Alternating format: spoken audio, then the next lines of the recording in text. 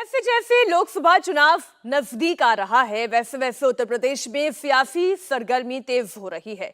नरेंद्र मोदी ने 370 सीटों का टारगेट सेट किया है, जिसे हासिल करने के लिए यूपी अहम साबित होगा। तो वहीं राहुल गांधी भी ऑक्सीजन पर लेटी हुई कांग्रेस को वेंटिलेटर पर लेटी हुई कांग्रेस को ऑक्सीजन देने के लिए उत्तर प्रदेश की खाक छान रही हैं। आज राहुल गांधी और प्रधानमंत्री मोदी दोनों ही उत्तर प्रदेश में हैं।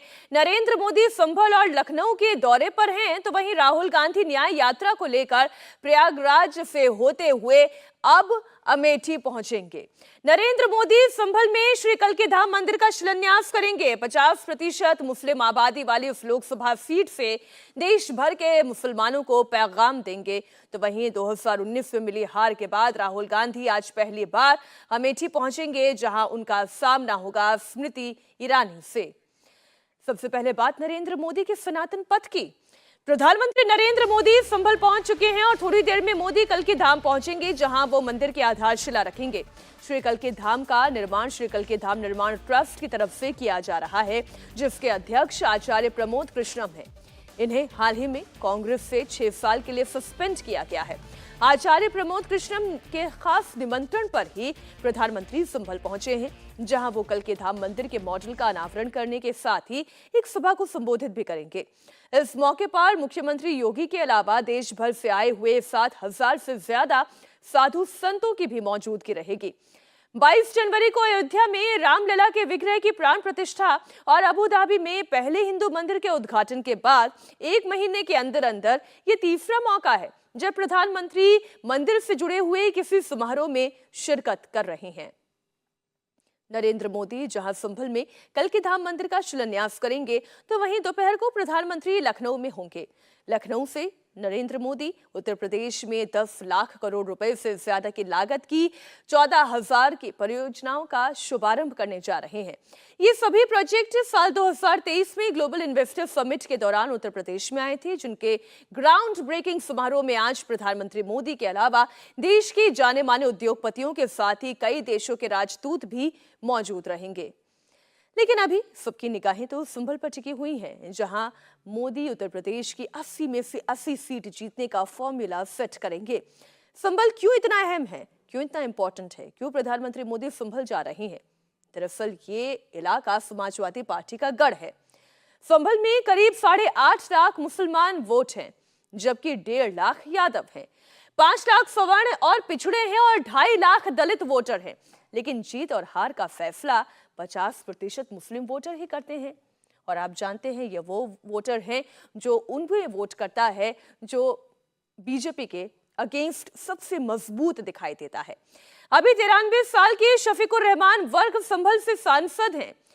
इन्हें 24 के चुनाव में एक बार फिर से अखिलेश यादव ने टिकट दिया है। अखिलेश की पॉलिटिकल कैलकुलेशन में संभल समाजवादी पार्टी की सबसे सेफ सीट है। यहां से 2 बार मुलायम सिंह यादव भी सांसद रह चुके हैं। उन्हें ये यकीन है कि इस सीट पर कोई उनका बाल भी बांका नहीं कर सकता, इसलिए बीजेपी की नजर भी संभल सीट पर है। हालांकि समाजवादी पार्टी की सबसे ज्यादा महत्वपूर्ण सीट में से एक संभल लोकसभा में बीजेपी भी अपना कमल खिला चुकी है। 2014 के चुनाव में यहां बीजेपी के सत्यपाल सैनी ने सपा के शफीकुर रहमान वर्ग को मात दी थी, लेकिन 2019 के चुनाव में बीजेपी यह सीट हार गई। शफीकुर रहमान वर्ग ने बीजेपी के परमेश्वर सैनी को हरा दिया। उस चुनाव में बीएसपी और समाजवादी पार्टी का गठबंधन था और 24 में यह गठबंधन टूट चुका है। सब अलग अलग चुनाव में हैं, यानी संभल पर कमल खिलाना मोदी और बीजेपी के लिए अब नामुमकिन नहीं है, क्योंकि इससे पहले यह हो चुका है। ऐसे में आज मोदी तीसरी बार संभल पहुंचकर यहां के हिंदू वोटर्स को एकजुट करने के साथ ही मुसलमानों को डायरेक्ट संदेश देंगे।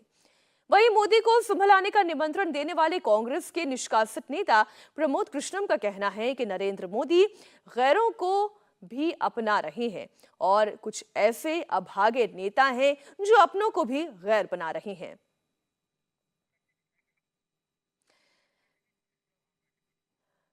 तो प्रधानमंत्री नरेंद्र मोदी आज कल्की धाम पहुंचने वाले हैं। उनका ये संभल का दौरा क्यों सियासी तौर पर महत्वपूर्ण है, ये हमने आपको समझाया। दरअसल ये एक ऐसी जगह है जहां पर मुस्लिम वोटर्स की संख्या सबसे ज्यादा है और जहां पर मुसलमान वोटर्स डिसाइसिव होते हैं, वहां पर ये मानकर चला जाता है कि ये समाजवादी पार्टी के लिए सबसे मजबूत गढ़ है। लेकिन इस मजबूत गढ़ में, जैसा कि हमने आपको जानकारी दी, पहले भी सेंधमारी हो चुकी है और फिर से ये करना नामुमकिन नहीं है और इसलिए कल की धाम पहुंच रहे हैं प्रधानमंत्री नरेंद्र मोदी। लेकिन आचार्य प्रमोद कृष्णम ने किस तरीके से कांग्रेस पार्टी पर वार किया, पहले आपको ये सुनाते हैं।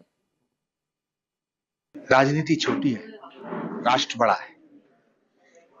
राष्ट्र को के निर्माण में भारत को विश्व गुरु बनाने के लिए फिलहाल सभी राजनीतिक दलों के सभी नेताओं को भारत के यशस्वी प्रधानमंत्री नरेंद्र मोदी जी का साथ देना चाहिए, क्योंकि नरेंद्र मोदी एक ऐसे प्राइम मिनिस्टर हैं जो पूरी दुनिया में भारत के मूल्यों को, भारत की संस्कृति सभ्यता को पुनर्स्थापित करने का काम कर रहे हैं। करोड़ों लोगों का सपना है कि भारत विश्व गुरु बने। मुझे लगता है आगे आने वाले समय में भारत के यशस्वी प्रधानमंत्री श्री नरेंद्र मोदी जी के नेतृत्व में भारत पुनः विश्व गुरु बनेगा। भारत का प्रधानमंत्री पुजारी हो, सन्यासी हो, तपस्वी हो, त्यागी हो, सद्भावना रखने वाला हो, इससे ज्यादा बड़ा सौभाग्य और क्या हो सकता है। नरेंद्र मोदी गैरों को अपना बनाने का काम कर रहे हैं और कुछ ऐसे अभागे नेता है जो अपनों को भी गैर बनाने का काम कर रहे हैं। इसमें कोई दो राय नहीं कि कांग्रेस पार्टी से 6 साल के लिए निष्कासित किए गए प्रमोद कृष्णम लगातार प्रधानमंत्री नरेंद्र मोदी की तारीफों की कसीदे पढ़ रहे हैं।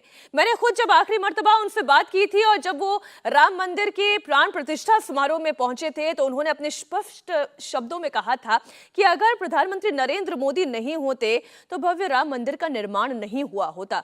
हालांकि इसके बाद कांग्रेस पार्टी से उनकी 6 साल के लिए निष्कासन की खबर भी आ गई और अब जब कल की धाम के ट्रस्ट के वो अध्यक्ष हैं, इतना बड़ा कार्यक्रम वो आयोजित कर रहे हैं, तो प्रधानमंत्री नरेंद्र मोदी को निमंत्रण दे रहे हैं और प्रधानमंत्री भी ये निमंत्रण स्वीकार इसलिए कर रहे हैं क्योंकि ये वो पश्चिमी उत्तर प्रदेश की बेल्ट है जहां पर समाजवादी पार्टी का गढ़ कहा जाता रहा है, जहां मुस्लिम वोटर्स डिसाइसिव फैक्टर कहे जाते रहे हैं, जहां पर जाट वोटर्स बहुत महत्वपूर्ण कहे जाते रहे हैं। दलितों का भी समीकरण मुसलमानों के साथ मिलकर समाजवादी पार्टी की ताकत को बढ़ाता आया है। ऐसे में पश्चिमी उत्तर प्रदेश के एक ऐसे ही अगर जिले में संभल में प्रधानमंत्री पहुंचते हैं और यहां से 2024 के लिए हुंकार भरते हैं, क्योंकि पिछली मर्तबा आपको याद होगा वो बुलंदशहर भी गए थे और अब वो संभल आए हैं, तो एक बड़ा मैसेज इस मंच से न सिर्फ सनातन को लेकर, 2024 के चुनाव को लेकर, वहां के मुसलमान वोटर्स को लेकर जरूर एक मैसेजिंग आज आपको इस मंच से देखने और सुनने को मिलेगी। क्या प्रधानमंत्री नरेंद्र मोदी के यहां पर पहुंचने से समीकरण बदलेगा?